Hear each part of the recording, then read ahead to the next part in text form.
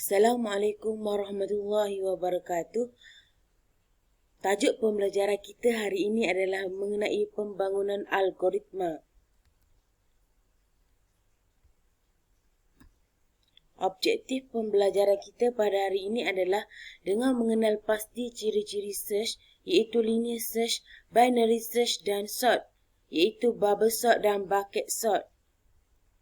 Search merupakan satu proses mendapatkan satu item tertentu dalam senarai. Search terbahagi kepada dua, iaitu linear search dan binary search. Linear search bermaksud satu teknik untuk mendapatkan item yang dikehendaki dalam satu senarai linear. Binary search pula ialah satu teknik carian yang melibatkan keputusan dui pilihan. Linear search merupakan carian yang akan bermula dengan item pertama yang terdapat dalam senarai. Jika item pertama bukan item yang dikehendaki, carian akan diteruskan dengan item kedua. Jika item kedua bukan item yang dikehendaki, carian akan diteruskan dengan item yang ketiga dan seterusnya sehingga item yang dikehendaki diperoleh, maka carian akan dihentikan. Sebagai contoh, carian bermula dengan huruf 5. Adakah 5 itu carian 15? Tidak, maka carian akan diteruskan dengan bahagian 10. Adakah 10 merupakan carian 15? Tidak, maka carian akan diteruskan dengan bahagian 15. Adakah 15 merupakan carian 15? Ya, maka carian akan dihentikan.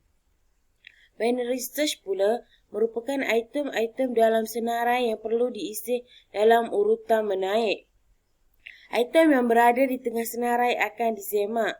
Jika item di tengah ialah item yang dikehendaki, maka carian akan tamat.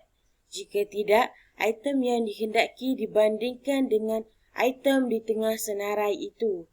Jika item yang dikehendaki lebih kecil, maka item di tengah senarai serta semua item sebelah kanannya diabaikan.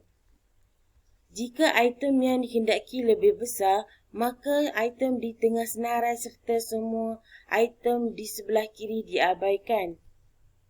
Ciri-ciri search. Search terbahagi kepada dua, iaitu linear dan binary. Bagi ciri linear, merupakan satu teknik untuk mendapatkan item dalam satu senarai linear. Yang kedua ialah pencarian bermula dari item pertama dan diikuti dengan item kedua. Sekiranya item yang dicari tiada dalam senarai, maka carian akan ditamatkan. Item tidak perlu diisi mengikut urutan. Teknik ini kurang efisien. Teknik ini menggunakan masa yang panjang untuk memproses senarai yang panjang. Binary pula ialah teknik yang menggunakan proses carian dui pilihan. Item dalam senarai akan diisi dalam urutan menaik. Proses ini juga bermula di tengah-tengah senarai item. Jika carian telah ditemui, maka proses carian akan ditamatkan. Teknik ini akan dibandingkan item di tengah-tengah dengan item yang bersebelah dengannya. Teknik ini lebih efisien kerana tidak perlu menyemak semua senarai dan sesuai untuk item yang banyak. Bagi isihan pula, merupakan satu proses mengisi atau menyusun item dalam senarai mengikut tertib menaik atau menurun. Sort juga terbahagi kepada dua, iaitu bubble sort dan bucket sort. Bubble sort merupakan satu teknik pengisian yang mudah untuk mengisi item-item dalam senarai mengikut urutan menaik atau menurun.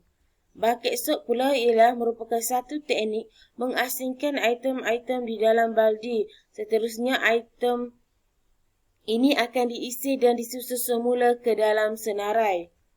Ciri-ciri isian ialah bubble sort. Teknik ini mengisihkan item-item mengikut urutan menaik atau menurun. Teknik ini akan bermula dengan mengisihkan dua item pertama dalam senarai. Ciri ini, item pertama dan kedua akan bertukar tempat dan susun ikut urutan menaik ataupun menurun. Perbandingan dengan item bersebelahan dan akan berterusan sehingga satu susunan akan dihasilkan. Bagi ciri bucket sort pula ialah teknik ini mengasingkan item-item dalam senarai tertentu ke dalam baldi. Item-item di dalam baldi akan diisi. Item-item disusun semula ke dalam senarai. Bilangan baldi yang digunakan bergantung kepada bilangan pengatur cara dan bilangan item-item dalam senarai yang perlu diisi. Kesimpulannya, search terbahagi kepada dua iaitu linear search dan binary search. Sort pula terbahagi kepada dua juga iaitu bubble sort dan bucket sort. Linear search, binary search, bubble sort dan bucket sort ini memerlukan satu senarai dan algoritma. Sekian sahaja pembelajaran kita pada hari ini. Sekian, terima kasih.